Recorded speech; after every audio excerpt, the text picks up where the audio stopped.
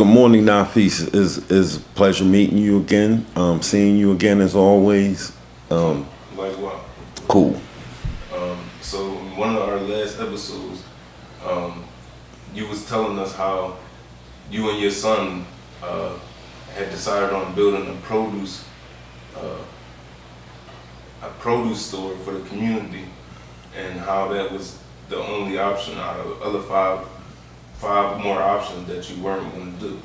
So can you explain and get into detail about that, and then why you actually went ahead and built a produce store from out of these other five choices?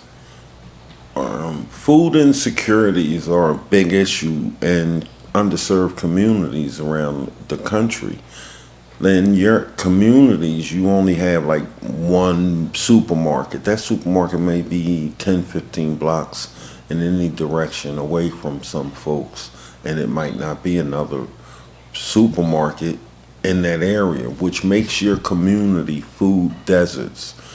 The only options that you have are corner store options. And I just remembered growing up as a child, most of those corner stores were black owned corner stores. And like I told you once before, most of those, or just about all those businesses, either when the matriarch passed away, those corner stores either closed up because the family didn't carry on the business, or those businesses were then inherited.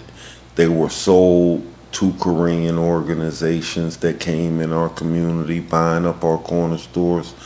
They would come with a briefcase with money in it and just open up a briefcase and just buy the whole store, stock, lock, and barrel.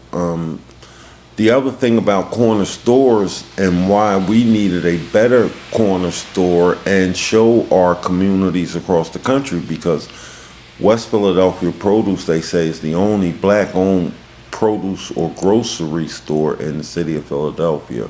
Black-owned, that is. There are other black-owned businesses, but when it comes to your fruits, your produces, and stuff like that, there's not a high turnover value because you can't mark fruit and produce up like that. You can't sit around and let your produce go bad. Your produce will go bad. So we're open 7 days a week to provide opportunity, and I'm open 12 hours a day to provide as many shifts as I can for the young youth that come through West Philadelphia Produce under our A&W Community Solutions. So A&W Community Solutions stands for Advocacy and Work Community Solutions. Because if you don't advocate and work for your community, you can never be a community solution. So I'm going to ask the audience to think about something, and I'm going to ask you a question. You already know the answer to this question.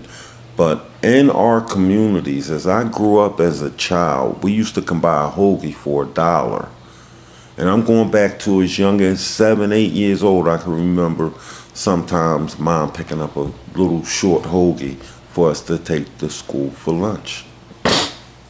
Now, when you look at a hoagie and being in your community for generation after generation after generation, you can go to a corner store around here, buy a bag of chips, which is not good for you because of the preservatives and all the chemicals, ingredients that they put in them, the dyes that are in the food. When you go to a corner store, there's just about nothing healthy in there. Especially, people think that they're eating healthy when they eat a hoagie. When you see the sign for a hoagie, you see that big hoagie up on the billboard, it be stretched across the counter, and you look and you see the lettuce popping out, and you see the tomatoes popping out of that. And people think that they're eating healthy, a healthy, item that they pass around in the community. And you can go from block corner to corner to corner in West Philadelphia. Everybody will sell you a cheap hoagie. It's been like that forever. So then you always, in your black underserved communities across the country, around the world, anything that they giving you too much of in your community, you question, or at least that's how I am.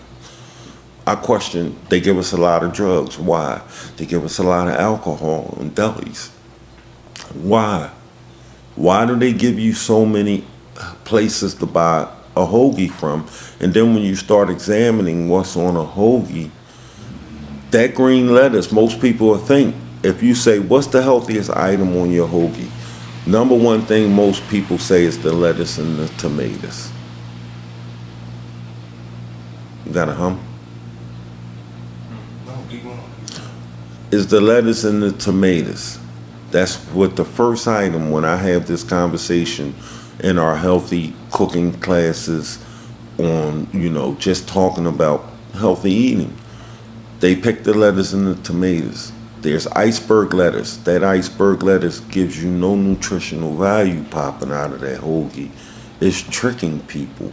And that's why we educate our folks and open up a fruit and produce store, basically to educate the community on healthy eating, how we can grow our own items. I think one of the first things that you brought when you started working here 3 years ago was a 3-bean kale salad. And that 3-bean kale salad that you brought that summer, most of the items, or a lot of the items, or part of the items, they all got to come from our garden. When we do our healthy cooking shows and cooking classes, when we talk about going from garden to the kitchen. So when you look at the hoagie, if you go into the hoagie and you go into that shop and you say, give me a hoagie, most people say, give me everything, no onions. And they don't want their breath stinking. But the onion is the healthiest thing on the hoagie. The onion is the only healthy thing on the hoagie. Okay, let's break down these ingredients that's on a hoagie. You have lettuce, cheese, and mayonnaise. The lettuce is no good for you. You got the cheese, is no good for you. The mayonnaise, the oil, that all breaks down into fat and helps cause heart congestion and heart failure in the black community. Don't forget the processed meat too. Well, we gonna hit everything. We're gonna break down the whole hoagies. That's right. So your mayonnaise, your cheese, and your oil is promoting all kind of artery and heart failures and stuff like that in our community because it's a staple. It's something that we're eating here in our community. Some people live off a hoagie. They can go get their food stamps and they be writing a hoagie, ordering 6 hoagies to take home. It's a staple in the community, but they made these staples in the community. Your soda that go with your hoagie. Most people get a hoagie, a bag of chips, and a soda.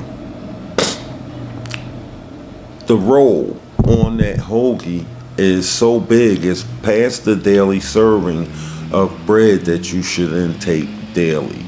That's a carbohydrate, and that breaks down into sugar. Helps promote diabetes, that big giant roll.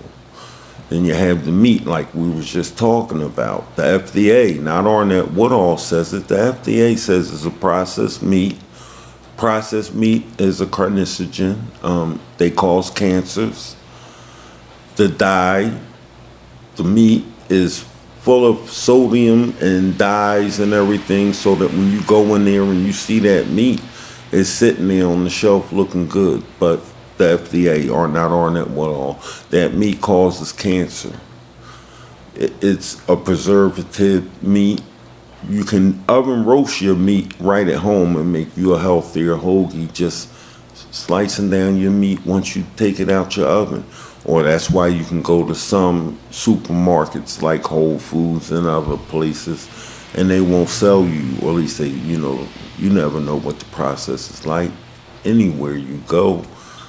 But oven roasted meat's better than the meat that they serve you. What else is on the hoagie I didn't mention? So you got your bread that breaks down into sugar.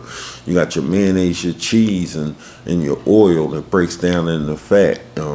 There's nothing healthy but the onion and that oregano that they sprinkle on there. They're the healthiest things on the hoagie. Pickle, I don't even know this. Bad pickles, it depends on, the deal. It's a pickle. I can get into the new, but the pickle that's so far to the side after you eat that giant hoagie, you get extra mayonnaise and extra cheese on it. You killing yourself. So better options in the community were needed and educating the community on what they're eating.